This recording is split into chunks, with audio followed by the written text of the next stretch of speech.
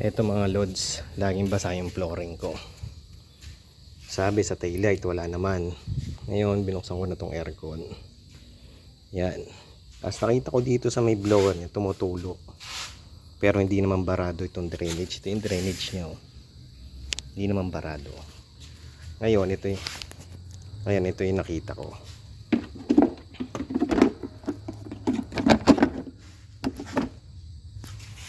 Ayan yung lagyan ng blower. Ayan, lagyan ng blower. Pinakalas ko. Ito yung lagyan ng blower.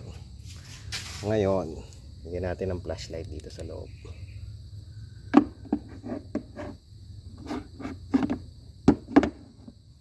Flashlight sa loob. Nakita mo may putas dito sa side. Yan o.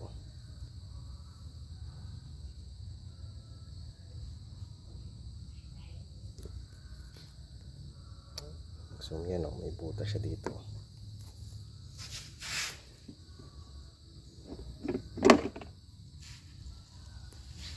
Yan dyan sa sulok na yan.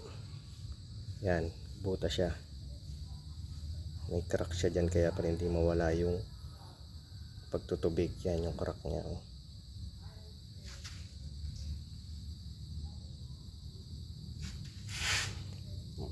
Nandito. Wala, pero pag pinalashlight natin yung sa loob, yan, kitang kita.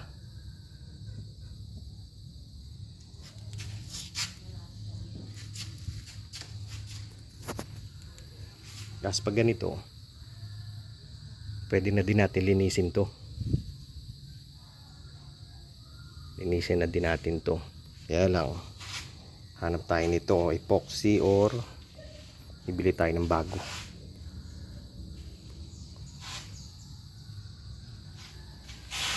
Ito yung blower nya.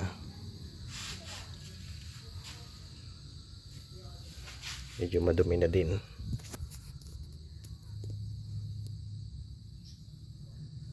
Linis na din. Pwede naman linisin ng hindi binabaklas. Kaya naman.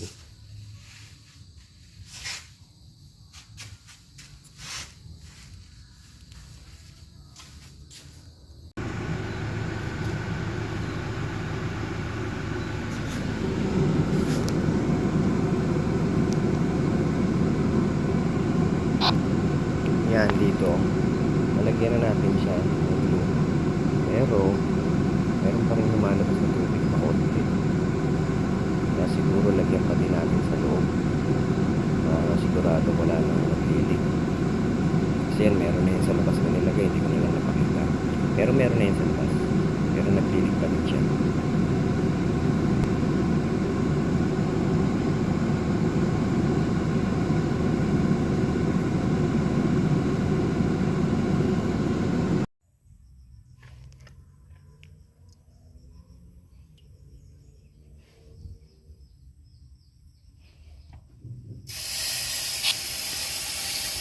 Linisan na din natin.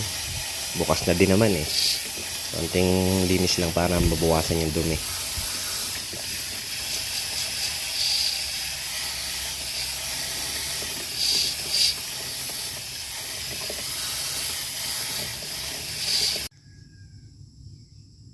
Ito, nilagyan na natin ng epoxy.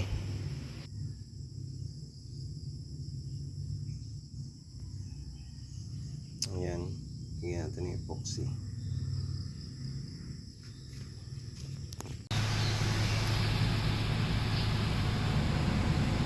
Maandar na siya. Wala na siyang leak.